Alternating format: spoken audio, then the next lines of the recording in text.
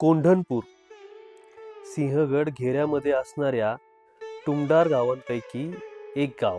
याच कोंढणपूरमध्ये तुळजामातेची मोठी बहीण म्हणजेच तुकाई आई यांचे असणाऱ्या मंदिराला आज आपण भेट देणार आहोत. छत्रपती शिवाजी महाराजांच्या पदपावनाने पवित्र झालेल्या याच कोंढणपूरमध्ये आपल्या तुकाईचे वास्तव्य आहे. हेमाडपंथी बांधकाम असलेले तसेच 1000 वर्षापूर्वीचा इतिहास असणारे हेच ते मंदिर. श्रीराम वनवासात असताना त्यांच्याही पदपावनाने पवित्र झालेल्या या परिसराचा इतिहास जाणून घेऊ. नमस्कार मंडळी, वेलकम टू संजोराम ब्लॉग. महाराष्ट्राच्या विविध छटा या सिरीज अंतर्गत आम्ही आपल्याला लेवींचं दर्शन देणार आहोत. तर सिंहगड पासून अगदी 3 किलोमीटर अंतरावर असलेले तुकाई माता मंदिर कोंढणपूर येथे आज आपण दर्शन घेणार आहोत आणि पूर्ण तुकाई मातेचा इतिहास आपण जाणून घेणार आहोत. तर पूर्ण व्हिडिओ नक्की बघा. आवडला तर लाईक करा, शेअर करा.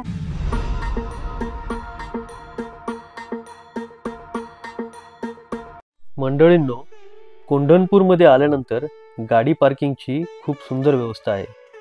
पार्किंगपासनं तसंच पुढे जायचं आहे. जो रस्ता आपल्याला गोमुखकडे घेऊन जातो. गोमुखला प्रभू श्रीरामांचा इतिहास आहे. काय इतिहासाचे संदर्भ आहेत ते तुम्हाला पुढे मी सांगतोच. गोमुखला प्रत्येक जण स्नान करतं आणि मंदिरात पुढे जातं. पार्किंगच्या इथून आपण आलो. हे पुरुषांसाठीचं गोमुख आहे, तर स्त्रियांसाठी खालच्या बाजूला गोमुखची सोय केलेली आहे.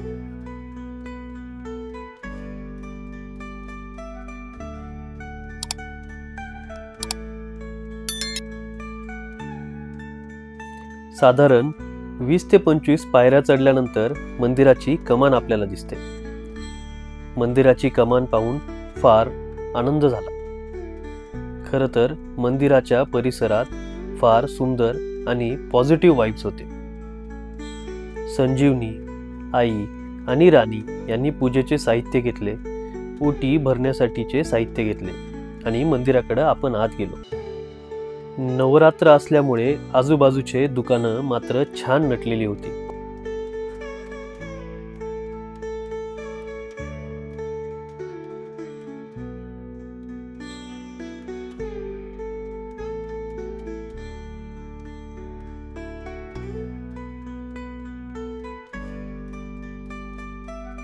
मंदिराच्या आतमध्ये भाविकांची गर्दी झाली होती. प्रत्येक जण देवीचे पहिले दर्शन घेण्यासाठी धडपडत होतं. तुकाई मातेचे डोळे भरून दर्शन घेतले आणि मंदिरात असलेल्या कौस्तुभजी भगवान या पुजाऱ्यांना बाहेर बोलून त्यांच्याकडनं मी कौस्तुभ भगवान, तुकाई देवीचा मुख्य पुजारी. कौस्तुभजी, आता मंदिरात आपण थांबलेलो आहे. मंदिराला फार जुना इतिहास आहे. तुम्हाला माहिती असलेला इतिहास आमच्यापर्यंत पाठवा. मंदिर हे खूप जुनं आहे. पांडवकालीन आहे. हेमाडपंथी मंदिर आहे. शिवाजी महाराजांच्या आधीपासून हे मंदिर आहे आणि तुकाराम महाराजांच्या गाथेमध्ये याचं वर्णन केलेलं आहे.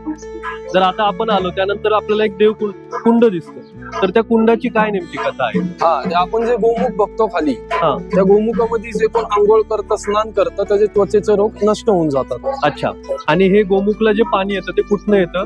ते इथून साधारण एक 10 किलोमीटर वरती रामकडा आहे मागं. अच्छा, सिंहगडाच्या तिथं देवीचं मूळ स्थान आहे. अच्छा. देवी तिथून एका भक्तासाठी कोंढणपूर मध्ये आली. अच्छा. मग ते पाणी आता तिकडून येतं असं मानलं जातं. ओके, म्हणजे अशी आख्यायिका आहे. बरोबर. आता महाराजांच्या इतिहासाचा आणि मंदिराचा कुठं संबंध लागतो? जवळच आपल्या इथं कोंढाणा म्हणजे सिंहगड किल्ला आहे. बरोबर. महाराज येथे दर्शनाला येत असायचे. त्यावेळेसपासून हा इतिहास आहे. बरं, चालेल. कौस्तुभ महाराज, आणखी तुमच्यापर्यंत हेमाडपंथीच्या मंदिराबद्दल, समजा हेच एक मंदिर आहे की आजूबाजूला पंचक्रोशीत दुसरं कुठलं हेमाडपंथी मंदिर आहे जे तुमच्या माहितीत? या पंचक्रोशीत भरपूर हेमाडपंथी मंदिर आहेत, पण हे देवीचं एकच मंदिर आहे. बाकीचे इथं शिव मंदिर आहे. अच्छा. आणि हे जागृत देवस्थान आहे? हे जागृत देवस्थान आहे. ही तुळजाभवानी मातेची मोठी बहीण मानली जाते. अच्छा. महाराज, तुम्ही आम्हाला फार सुंदर माहिती दिलेली आहे आणि तुमच्याशी बोलून फार सुंदर वाटलं. धन्यवाद. मंदिराचे ट्रस्टीही तिथे उपस्थित होते. त्यामुळं वर्षभरात मंदिरात ट्रस्टकडनं कुठले कुठले प्रोग्राम केले जातात याचीही आपण थोडीफार माहिती घेण्याचा प्रयत्न केला. नमस्कार सर. नमस्कार. संजूराम ब्लॉग मध्ये तुमचं स्वागत आहे. तुमची थोडीशी माहिती सांगा. तुमचं नाव सांगा, तुमचं पद सांगा आणि मंदिराबद्दल. मी विजय शिवाजी भगवान कोंढणपूर तुकाई देवण ट्रस्ट सदस्य. बर, तुम्ही ट्रस्टी आहात. तर या ट्रस्ट थ्रू वर्षभरात कुठले मोठे मोठे कार्यक्रम इथे घेतले जातात? या ट्रस्ट मध्ये मार्गशीर्ष महिन्यामध्ये यात्रा असते. बर. नवरात्र उत्सव साजरा करण्यात येतो. अच्छा. काल अष्टमी साजरी करण्यात येते. पंचमीला पालखी निघते. बर.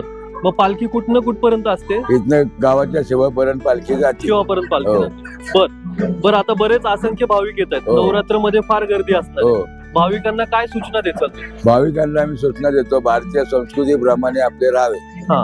मंदिरात येताना आपली संस्कृती विसरू नये. बरोबर. दर्शन घेताना रांगेत बारी तर घ्यावे. बरोबर. ट्रस्टचे अध्यक्ष गजानन भगवान त्यांच्या नेतृत्वाखाली ट्रस्ट चालवले जाते. बर. गजानन भगवान. गजानन प्रभाकर भगवान. बर. आणि टोटल ट्रस्ट मध्ये मग तुमचं सदस्य आम्ही सदस्य आहेत. बरोबर. पांडुरंग भगवान आमच्या ट्रस्टी मध्ये आहेत. बर. आता खर तर आमची पिढी यांनी थोडासा वारसा पुढे चालवला पाहिजे. तुमच्याकडनं बऱ्याच माहिती आम्हाला चांगल्या भेटल्या आणि तुमचीच माहिती पुढच्या पिढीपर्यंत पोहोचवण्याचा एक छोटासा उद्देश आहे आमचा. चांगली माहिती भेटली, छान वाटलं सर. आईचा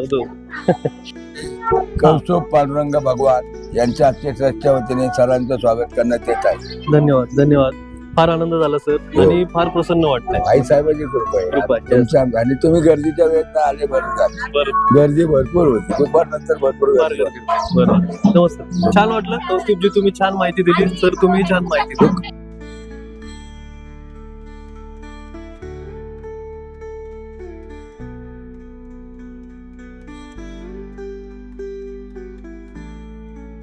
मंडळींनो, मंदिराच्या बाहेर आल्यानंतर राखणदाराचं मंदिर दिसतं. जेव्हा नवस पूर्ण होतो त्यावेळेस मांसाहाराच्या स्वरूपात इथे नवस फेडला जातो. देवीला निवद लागतो तो पुरणपोळीचा. मंदिरात आपली भेट झाली ते हिंदुस्थानातील पहिलं शंखवादन पथक केशव शंखनाथ पथक त्यांच्याशी गप्पा मारल्या आणि त्यांचे शंखवादनाची एक झलक तुम्ही पहा.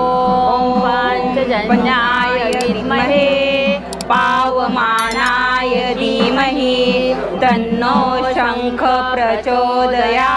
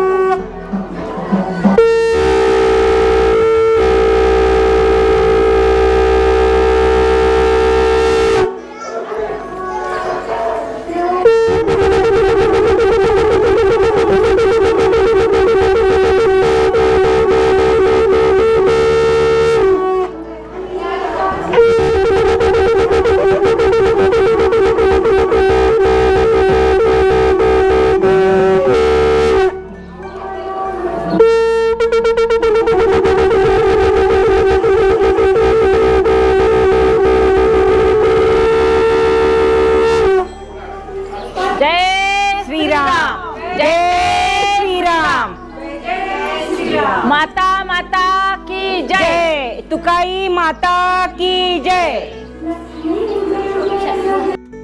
मंडळींनो, मंदिरात जागरण गोंधळ ऐकला आणि आयुष्यात होणाऱ्या गोंधळाचे प्रमाण हे फार कमी झाले. खरं तर मंदिरातनं पाय निघत नव्हता, पण आपण सगळ्यांचा निरोप घेतला आणि मंदिराच्या बाहेर पडलो. मंडळींनो, कोंढणपूरच्या तुकाईचा इतिहास आपण सांगण्याचा प्रयत्न केला. तसेच मंदिराचे वर्णनही आपण सांगितले. होपफुली आम्ही जी माहिती तुम्हाला सांगितली त्यात काहीतरी नाविन्य भेटलं असेल. अशीच नवनवीन माहिती जर तुम्हाला पाहिजे असेल तर नक्कीच लाईक करा, शेअर करा, सबस्क्राईब करा. तुमचं एक लाईक, एक कमेंट आम्हाला फार मोठी ऊर्जा देऊन जातं. धन्यवाद.